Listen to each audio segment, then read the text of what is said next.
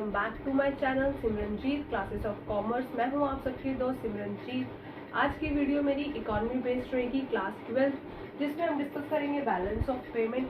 तो चलिए आज की वीडियो हम शुरू करते हैं। वीडियो शुरू करने से पहले हमेशा की तरह आप सबसे रिक्वेस्ट है, अगर आपको मेरी वीडियो अच्छी लगे तो उसे लाइक करें, शेयर करें और मेरे चैनल को सब्सक्राइब करें। चलिए आज की वीडियो हम शुरू करते हैं। Balance of payment. देखो स्टूडेंट्स, बुक की लैंग्वेज तो कोई भी पढ़ा देगा, रट्टा मरवा देगा, लेकिन हमारे लिए ज़रूरी है इसको समझना। ठीक है, तो मैं आज आपको इतने ईजीएस्ट वे से समझाऊंगी कि शायद ही इससे पहले किसी ने भी समझाया हो। तो चलो शुरू करते हैं। Balance of payment. Balance of payment क्या है? सबसे पहले बैलेंस ऑफ पेमेंट है एक अकाउंटिंग स्टेटमेंट। क्या है? अकाउंटिंग स्टेटमेंट होती है। अकाउंटिंग, देखो अकाउंटिंग है तो मतलब कि यहाँ पे पैसों का लेन देन हो रहा है, इनफ्लो और आउटफ्लो हो रहा है कैश का। ठीक है, इसमें किस चीज का अकाउंट बनाते हैं हम? Economic transaction. Economic transaction. ठीक है, अब ये इकोनॉमिक ट्रांजैक्शंस क्या होती हैं? सबसे पहले वो भी मैं बताती हूँ। इकोनॉमिक ट्रांजैक्शन किसके बीच में होती है? Resident of the country and rest of the world. Rest of world. ठीक है, अब अकाउंटिंग तो आपको पता लग गया, इनफ्लो आउटफ्लो है कैश का। किसका है? बैलेंस ऑफ पेमेंट में हम किसका अकाउंट बनाते हैं? इकोनॉमिक ट्रांजैक्शंस का। अब ये इकोनॉमिक ट्रांजैक्शंस क्या होती हैं? ये 4 तरीके की होती हैं। सबसे पहले विजिबल। विजिबल जिसे हम देख सकते हैं, जिसमें हमारा एक्सपोर्ट इंपोर्ट होता है गुड्स का। ठीक है। Second invisible. इनविजिबल जिसे हम देख नहीं सकते, जैसे कि हमारी सर्विसेज। सर्विसेज में क्या आ जाएगा? Hospital, colleges, school. ठीक है, ये सब चीजें। यूनिलिटरल थर्ड आ जाएगा, यूनिलिटरल ट्रांसफर्स। यूनिलिटरल ट्रांसफर्स क्या होती हैं? यूनिलिटरल ट्रांसफर्स होते हैं जिसमें वन साइडेड, जैसे कि मैं यूनिलिटरल को एक्सप्लेन करूंगी। वन साइडेड, जब मेरी कोई भी चीज वन साइडेड होगी, जैसे कि मैंने किसी को गिफ्ट दिया, ग्रांट्स हो गए, ठीक है, ये सब चीजें, ये होते हैं मेरे यूनिलिटरल्स। जैसे किसी को कोई चीज देना और उसके बदले में कोई उम्मीद ना रखना कि हमें कुछ चीज मिलेगी। ठीक है, वो होते हैं unilateral. Fourth, capital transfers. Capital transfers, इन सब का रिकॉर्ड रखा जाता है किसमें? बैलेंस ऑफ पेमेंट में। ये जो इकोनॉमिक ट्रांजैक्शंस होती हैं, ये किसके बीच में होती हैं? Resident of the country and rest of the world. For example, जैसे कि मैं एक पर्सन ले रही हूँ ABC। ABC एक पर्सन है। ठीक है, ये जितना भी अब कुछ बाहर के देशों से कुछ चीजें खरीदेगा भी, कुछ लेगा भी, कुछ यहाँ से देगा भी, अपनी कंट्री से कुछ भेजेगा। मेरा कहने का मतलब है, वो जो भी एक्सपोर्ट करेगा, एक्सपोर्ट करेगा और इंपोर्ट करेगा, M। एक्सपोर्ट के लिए मैंने X लिखा है, इंपोर्ट M। जितना भी ABC ये जो पर्सन है एक्सपोर्ट और इंपोर्ट करेगा, इसका रिकॉर्ड जिस बुक में रखा जाएगा उसे कहते हैं बैलेंस ऑफ पेमेंट। ठीक है, उसे क्या कहते हैं? Balance of payment. आइए आपको डिफाइन समझ में। अब आगे चलते हैं। इसके बाद एक चीज और देखिए, यहाँ पे अकाउंटिंग मैंने लिखा था। जब ये एक अकाउंटिंग है तो ये जो भी होगी, अकाउंटिंग जो भी होगी, ये 1 ईयर का मैनेज किया जाता है, जिसे हम कहते हैं फिस्कल ईयर। फिस्कल ईयर ये कब से कब तक होता है? 1 अप्रैल से स्टार्ट होता है, कब तक? 31 मार्च। ठीक है, आया समझ में इतना? आगे चले। आपको स्क्रीनशॉट लेना है तो ले लीजिए, नोट करना है तो नोट कर लीजिए। हम आगे चलते हैं फिर। अब एक बात जो इसमें ध्यान देने वाली है, जो कि ये अकाउंटिंग है, बैलेंस ऑफ पेमेंट एक अकाउंटिंग है, तो इसमें कौन सा सिस्टम फॉलो होता है? इसमें होगा डबल एंट्री सिस्टम। कौन सा होगा? डबल एंट्री सिस्टम फॉलो होगा।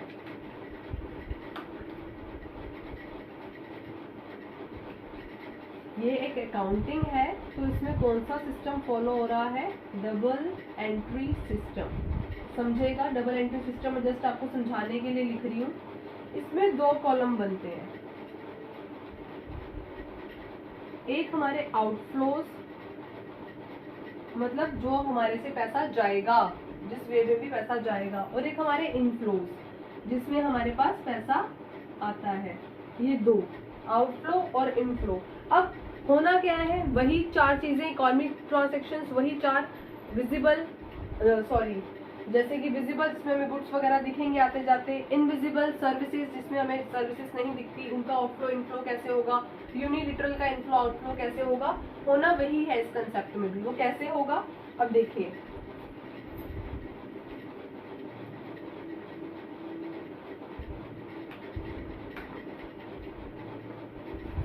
इसे हम नेगेटिव प्लस पॉजिटिव भी कहते हैं, इसे हम नेगेटिव भी कहते हैं। देखिए, इंपोर्ट ऑफ गुड्स, अगर मैं गुड्स खरीदती हूँ तो मेरे से क्या होगा? पैसा जाएगा, मेरे पास कैश कम होगा, तो वो मेरा हो गया आउटफ्लो। एक्सपोर्ट ऑफ गुड्स, अगर मैं गुड्स बेचती हूँ तो क्या होगा? पैसा आएगा। ठीक है, इसी तरह आगे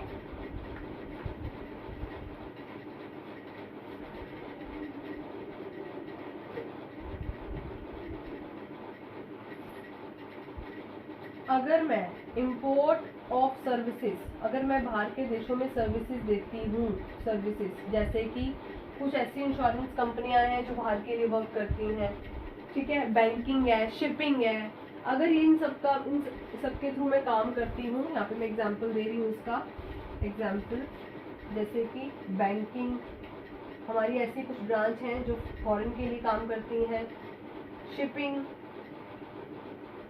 ठीक है, ये सभी चीजें अगर होती हैं, इंपोर्ट ऑफ सर्विसेज अगर मैं इनके थ्रू करती हूँ तो मेरे पास पैसा जाता है, तो ये भी मेरा क्या हो गया? आउटफ्लो। और अगर एक्सपोर्ट ऑफ सर्विसेज, अगर मैं बाहर के देशों से सर्विसेज लेती हूँ, अगर मैं बाहर के देशों में सर्विसेज, यहाँ मिस्टेक हुई, इंपोर्ट ऑफ सर्विसेज, अगर मैं बाहर से सर्विसेज ले रही हूँ, बैंकिंग की, शिपिंग की, किसी भी तरीके की, तो मेरा कैश जाएगा, तो आउटफ्लो होगा। एक्सपोर्ट ऑफ सर्विसेज, अगर मैं फॉरेन में सर्विसेज देती हूँ तो वहां से मेरे पास पैसा आ रहा है, तो क्या हो गया? इनफ्लो। नेक्स्ट, यूनिलिटरल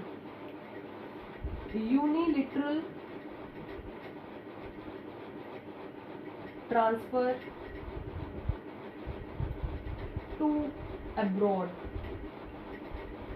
ठीक है, यूनिलिटरल ट्रांसफर टू अब्रॉड, और इधर यूनिलिटरल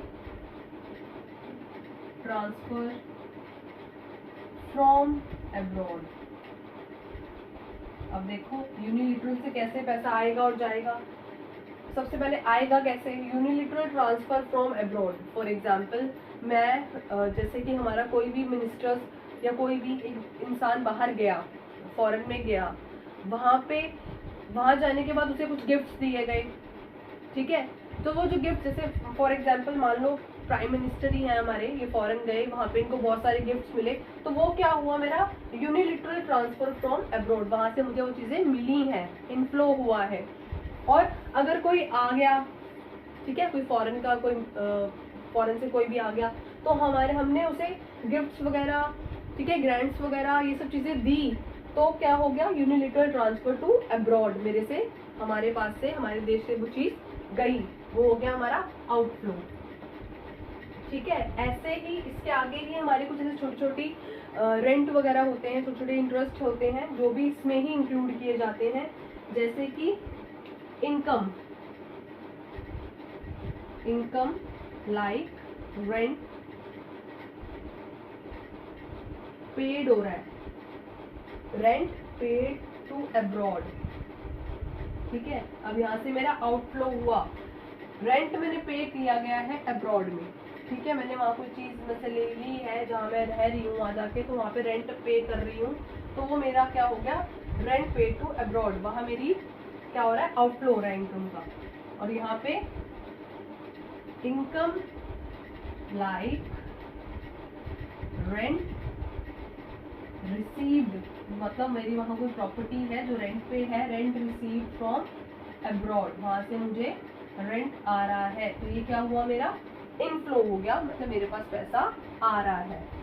ठीक है, ये थे आउटफ्लो और इनफ्लो, इन्हीं पर ही ये पूरा चैप्टर बेस्ड है, इन्हीं 4 चीजों पर। 4 इकोनॉमी ट्रांजैक्शंस जो हैं, 4 हमारी गुड्स, सर्विस, विजिबल, इनविजिबल, यूनिलिटरल और कैपिटल, इन्हीं पर ही हमारा ये पूरा चैप्टर जो है वो बेस्ड है। ठीक है, आगे चलें,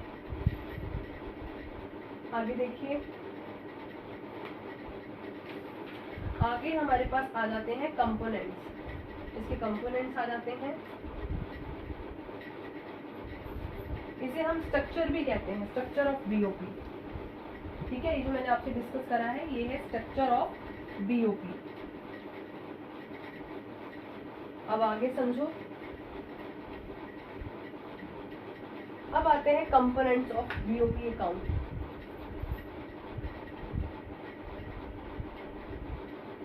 कंपोनेंट्स ऑफ बीओपी अकाउंट। ठीक है, ये कंपोनेंट्स 3 है। सबसे पहले है current capital, current account, capital account, और तीसरा है मेरा official reserve account, official reserve account.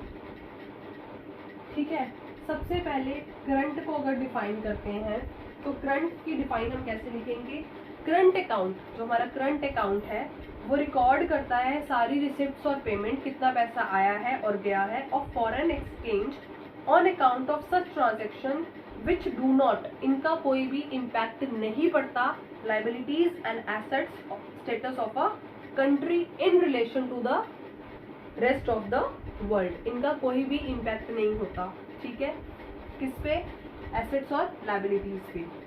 ठीक है, इसके कंपोनेंट्स भी 3 होते हैं, export and import of services, non, अब देखिए इसके भी वही 3 कंपोनेंट्स हो गए, export and import of goods. ठीक है, export and import of services, और तीसरा यूनिलिटरल transfer.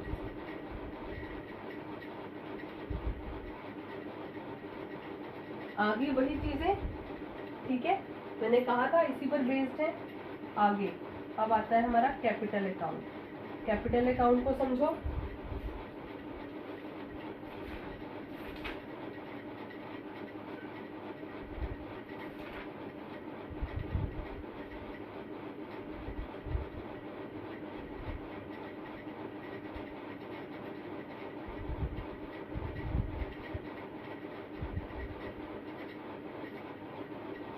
Capital account, capital account को कैसे डिफाइन करेंगे, जो कैपिटल अकाउंट होता है इस, ये भी रिसिप्ट्स एंड पेमेंट्स ही होती हैं, हमारे पैसे का लेन देन ही बताता है, लेकिन ये सच ट्रांजैक्शन, जिसमें जो ट्रांजैक्शंस होती हैं उसका इम्पैक्ट पड़ता है हमारी एसेट्स और लाइबिलिटीज पर, status of a country in relation to the rest of the world. Define वही रहेगी जो करंट अकाउंट की थी, बस उसका जो है इम्पैक्ट हमारी एसेट्स और लाइबिलिटीज पर नहीं होता, कैपिटल अकाउंट पर होता है।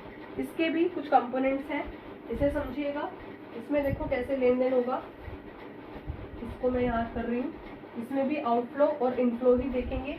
अगर मानो हमने इसमें इनफ्लो कैसे होगा, इनफ्लो और आउटफ्लो कैसे होगा, अगर मैंने बाहर से फॉरेन से लोन लिया है, बोरो किया है, ठीक है, तो इनफ्लो कैसे होगा, बोरो फ्रॉम अब्रॉड, अब्रॉड से लिया है लोन तो इनफ्लो हुआ है, दिया है लोन तो उसे लेंडिंग कहते हैं, लेंडिंग टू अब्रॉड, लोन दिया है तो आउटफ्लो हुआ है, पैसे गए हैं, लोन तो गया ना। और दूसरा होता है इसमें इन्वेस्टमेंट, इन्वेस्टमेंट फ्रॉम अब्रॉड, जब मैं कुछ पैसे इन्वेस्ट कर दूंगी वहाँ पे अब्रॉड में अपने, तो क्या हो गया, वहाँ से मुझे पैसा आए, मैंने तो अपने पैसे इन्वेस्ट कर दिए ना वहाँ पे, ठीक है। और यहाँ पे इन्वेस्टमेंट टू अब्रॉड, ये देखिए मैंने इन्वेस्टमेंट करी, इन्वेस्टमेंट टू अब्रॉड, अब्रॉड में इन्वेस्टमेंट करूंगी तो पैसा जाएगा, तो मेरा आउटफ्लो हो गया। Inflow, investment from abroad, abroad से अगर मुझे यहाँ पे कोई मेरे कंट्री में वो करता है, इन्वेस्टमेंट करता है, तो उससे मेरे को पैसा मिला है, ठीक है। ये हो गया inflow and outflow of cash. अब इसमें जो इन्वेस्टमेंट है ये भी दो तरीके की होती है, एक होती है FDI, एक होती है FII, ठीक है। FDI में क्या होता है, FDI में क्या होता है हमारा फॉरेन डायरेक्ट इन्वेस्टमेंट, जिसे कहते हैं फॉरेन डायरेक्ट इन्वेस्टमेंट। इसमें क्या होता है, हमारा जो मतलब हिस्सा होता है वो पूरे का पूरा ही हम कोई चीज़ बोरो कर लेते हैं, जैसे पूरी की पूरी हमने एसेट कोई चीज़ ले ली, ठीक है, पूरे की पूरी, जिसमें हमारा पूरा हक हो जाता है, पूरी एसेट ले ली, फर्नीचर ले लिया, कुछ भी जो हमने पूरा फुल बोरो कर लिया।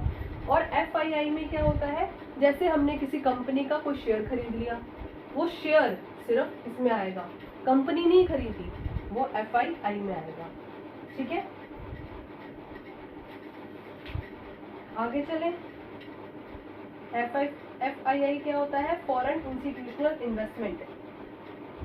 FDI फॉरेन, मैं यहाँ पे दोबारा लिख लो चाहे जिसने लिखना है, FDI में, और उसमें FDI होता है फॉरेन डायरेक्ट इन्वेस्टमेंट, और FII क्या होता है, FII फॉरेन इंस्टीट्यूशनल इन्वेस्टमेंट, ठीक है, ये समझ में आया। अब ऑफिशियल रिजर्व्स, ऑफिशियल रिजर्व्स क्या होते हैं, official reserve account is show as a part of capital account, ये कैपिटल अकाउंट का एक पार्ट है, ठीक है, rather than a separate account. आगे, if official reserves are shown as a part of capital account, ठीक है, BOP, then BOP always balance, BOP को बैलेंस करने के लिए, जो हमारा मैंने अभी आपको अकोमोडेटिंग आइटम्स पढ़ाएंगे आगे, जिसमें इसमें साफ क्लियर होगा कि उसमें क्या होता है, अकोमोडेटिंग आइटम्स में ऑफिशियल रिजर्व्स को बैलेंस कर, ऑफिशियल रिजर्व्स को देखता है, ऑफिशियल रिजर्व्स को देखता है, मतलब कि वो जो हमारा BOP है उसको बैलेंस करता है कैपिटल्स में, ठीक है, उसको बैलेंस करता है। आई समझ में?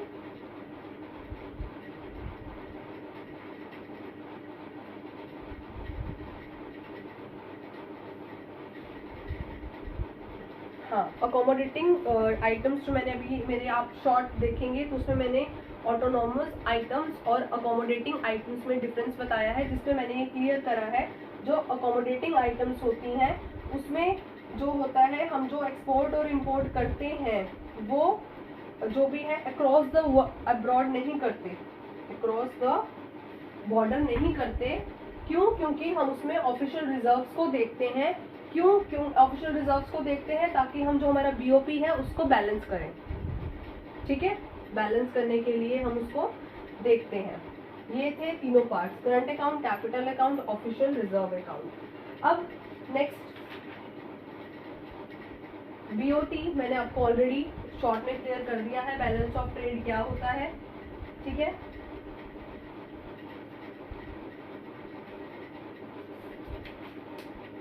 दोबारा चाहो तो मैं बता देती हूँ, BOT बैलेंस ऑफ ट्रेड, इसका शॉर्ट ऑलरेडी मेरे चैनल पर है, मैं फिर भी आपसे क्लियर कर देती हूँ। Balance of trade is that account which records import and export of goods only. जो बैलेंस ऑफ ट्रेड है इसमें सिर्फ एक्सपोर्ट और इंपोर्ट किसका, सिर्फ गुड्स का, विजिबल का रिकॉर्ड करते हैं, इनविजिबल चीजें इसमें ऐड नहीं होती। और दूसरा, it is the difference between the visible export और विजिबल इंपोर्ट। जो भी विजिबल इंपोर्ट हुआ है या एक्सपोर्ट हुआ है उसके बीच में हमें डिफरेंस बताता है, ठीक है। ये था बैलेंस ऑफ ट्रेड जो मैंने आपको क्लियर कर दिया। नेक्स्ट वीडियो में हम डिस्कस करेंगे equilibrium and disequilibrium of BOP, ठीक है। मिलते हैं अपनी नेक्स्ट वीडियो में, तब तक के लिए आपको जितना पढ़ाया गया है आप इसे रिवाइज करना। इसमें कोई भी क्वेरी हो तो आप मुझे कमेंट सेक्शन में लिख के ज़रूर बताना, मैं उसे सॉल्व कर दूंगी। और आगे नेक्स्ट टॉपिक जो हम डिस्कस करेंगे equilibrium and disequilibrium in BOP, वो मैं आपसे डिस्कस करूंगी। मिलते हैं अपनी नेक्स्ट वीडियो में। Bye bye.